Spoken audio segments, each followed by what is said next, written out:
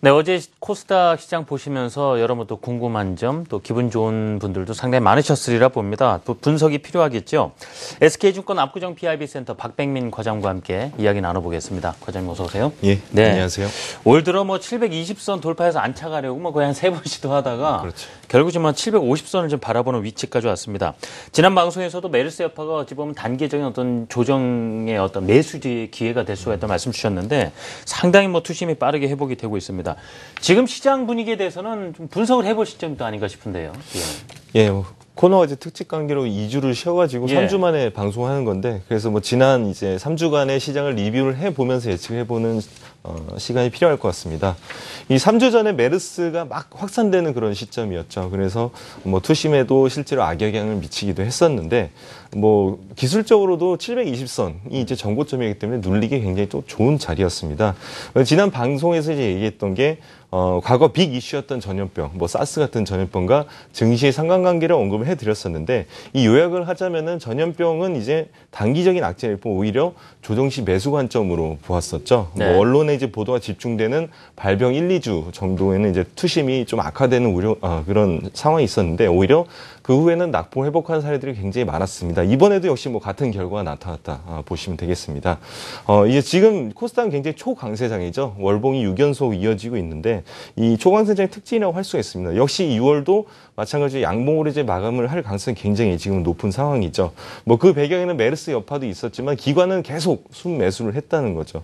6월 중에 어제를 포함해서 3거래일을 제외하고는 모두 기관은 순매수를 하면서 코스닥을 강하게 이끌었습니다. 따라서 6월 초에는 역시 시장 예측을 이제 6월 시장 예측을 했듯이 650대까지는 지수 상승이 가능해 보이고요. 하지만 이제부터는 신규 매수보다는 차익 실현을 좀 더 생각해야 되는 시기라고 보고 있습니다. 과거 초강세장의 경우에도 6개월 연속 양봉이 나오고요. 그 다음 달에는 공통적으로 음봉이 나왔었습니다. 상해 지수도 최근에 6월 들어서 고점 대비 17% 하락을 했었죠. 그래서 7월의 코스닥은 단기적인 하락 가능성이 높다고 보시고, 차익 실현 후 단기 하락한다면은 재매수하는 전략을 이 가장 좋아 보입니다. 예. 올 들어 계속 방송 전해주시면서 코스닥이 6월까지도 강할 것이다 좀 예측 주셨는데 7월에는 좀 단기지만 조정을 전망해 주셨어요. 지금 과거 사례를 통해서 알 수 있다. 이렇게 말씀하신 또 배경이 있을 것 아닙니까? 그것에 대해서도 들어보고 싶은데. 예, 기술적 분석이 굉장히 좀 중요하다고 생각을 하는데, 이 기술적 분석이라는 자체가 과거에 이랬기 때문에 이번에도 비슷한 양상으로 보일 것이다. 이런 가정 아래 출발하는 건데요. 이 코스닥 시장이 1997년 개장이 됐었죠. 거의 20년 가까이 되는 상황인데, 이번에도 그러면은 과거 상황에는 이랬는데 이번에 어떨까 유추해보는 시간이 필요할 것 같습니다.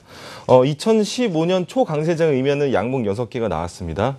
과거 사례를 보면 6가지가 발견이 됐는데, 이 월봉 기준으로는 같은 봉 7개 연속 나온 적은 아직까지는 단 한 번도 없었습니다. 6연속이 최다고요. 그래서 제가 6의 법칙이라고 이름을 한번 붙여봤습니다. 그러면 이제 과거 실제 사례를 보면서 설명을 드리도록 하겠습니다. 초강세장, 약세장, 과거 사례 분석인데요. 이름 이제 유계법칙이라고 제가 이름을 붙여봤고요. 1999년입니다. 99년 3월에 이때 이제 시작이 727이었고요. 최고점이 2184. 무려 3배가 상승을 했습니다. 하지만 그 다음 달에 보시면은 9월에 22%가 하락을 했고요. 이 음봉이 난 후에 양상이 어떻게 되는지를 살펴봐야 되는데, 이 당시에는 하락 후 또 이렇게 보시면 재반등이 나왔었죠. 예, 그러면서 고가를 갱신했었습니다. 예, 그 다음 사례는 2001년 말부터 2002년 초까지인데요. 보시면 역시 77%가 상승을 했습니다. 543에서 964까지 77%가 상승을 했었는데, 역시나 또 긴 음봉이 나왔죠. 21% 하락을 했고, 그 후의 추세는 추세 하락으로 이어졌습니다. 그 다음 사례 2007년입니다. 굉장히 강세장이지. 이때도 580에서 841, 45%가 상승을 했는데요. 그 다음 달에 보시면은 이게 꼬리를 길게 달았었는데 17% 하락을 했고요. 그리고 재반등이 나와서 4%로 이제 마감을 했었습니다. 양봉 6개째가 이제 고점이 역시 최고점을 만들었고요. 재반등이 나왔습니다. 물론 역시 박스처럼 재반등이 나왔었는데, 아시다시피 2008년 금융위기 추세 하락이 나왔었죠. 예, 그 다음 사례 이제 반대 사례입니다. 그러면 이 양봉이 6개 나왔을 때는 어떻게 됐냐 이 부분을 살펴볼 수 있는 음봉이 6개 나온 후에는 어떻게 됐었냐 살펴볼 필요가 있는데 98년입니다. 1030에서 608까지 40%가 하락을 했습니다. 6개 음봉이 나왔고요. 그 다음 봉이 6% 상승이 나왔고요. 중요하게 볼 점은 역시 추세 상승의 전환점이 됐다는 거죠. 그 후로 굉장한 또 대세 상승이 나왔던 점이 발견이 됐고요. 2000년 역시 음봉이 또 6개 연속 나왔습니다. 1511에서 516까지 65% 무려 하락을 했지만 그 다음 봉에서 이제 나온 이 긴 양봉이 63% 상승이 나왔습니다. 그 다음으로는 이런 식으로 좀 박스권을 형성을 했었죠. 예, 마지막 사례입니다. 2008년 금융위기인데요. 654에서 출발해서 음봉 6개째 마감될 때 62%가 하락을 했습니다. 하지만 뭐 그 다음 봉에서 13% 상승을 했고요. 역시 추세 전환이 나온 부분이죠. 예, 2015년 지금 현재죠. 역시 양봉 6개 지금 현재 나온 상황이고 그 다음 이제 36% 상승했는데 과연 그럼 실현은 어떻게 될 것이냐. 저희가 이제 6가지 사례를 봤는데요. 네. 이 공통점은 월봉 기준 연이은 양봉 또는 음봉 후에는 반대 움직임이 나왔던 거를 저희 6가지 사례를 통해서 살펴볼 수 있었고요. 차이점은 그 후의 추세라고 할 수 있는데 추세가 지속된 거. 그러니까 이제 99년에는 음봉이 나왔지만 더 큰 상승으로 이어졌고 그 추세 지속이 1회였고요. 추세가 전환된 게 4회였습니다. 98년, 2001년, 2007년, 2008년 4번이 추세가 전환이 됐고요. 이거 박스권 형성이 2000년 한 번이 있었습니다.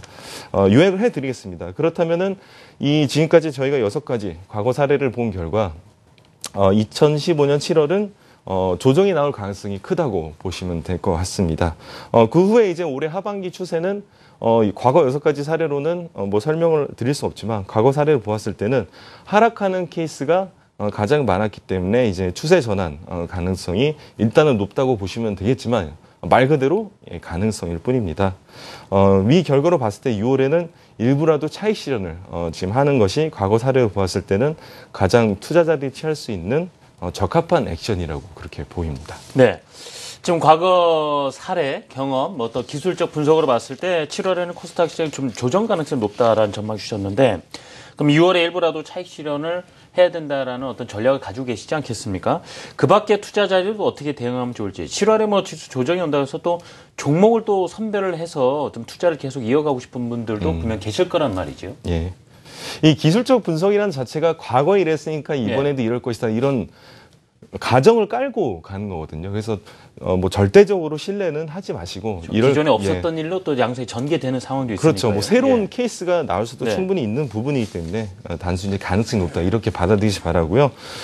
그럼 이제 앞서 말한 기술적 분석에 의해서 7월 이제 매매 전략을 구성해 본다면은 일단 6월 말에는 코스닥 일부라도 차익 실현을 하는 것이 좋아 보이고요. 신규 매수를 고려하는 그런 투자자들은 이 코스닥 기존 주도주를 특히 이제 많이 보고 계실 텐데 화장품이나 바이오 이쪽을 많이 보고 계실 텐데 그렇다면 앞서 사례로 보았을 때 지수 조정이 고점 대비 10% 이상 나온 시점에서 해당 종목들은 신규 매수를 하시길 바라고요. 이 코스닥에서 눈을 돌려서 저는 낙폭과대 대형주를 매수하기에 또 적기라고 보고 있습니다. 특히 자동차나 전기전자 쪽에 굉장히 많이 빠졌죠. 기존 주도주들은 지수가 조정받는다면 제일 크게 영향을 받을 수밖에 없고요.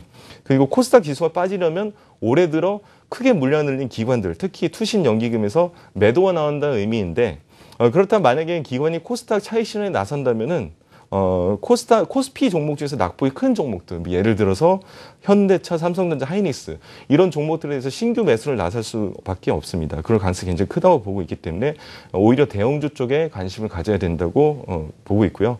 결국 키는 기관의 수급입니다.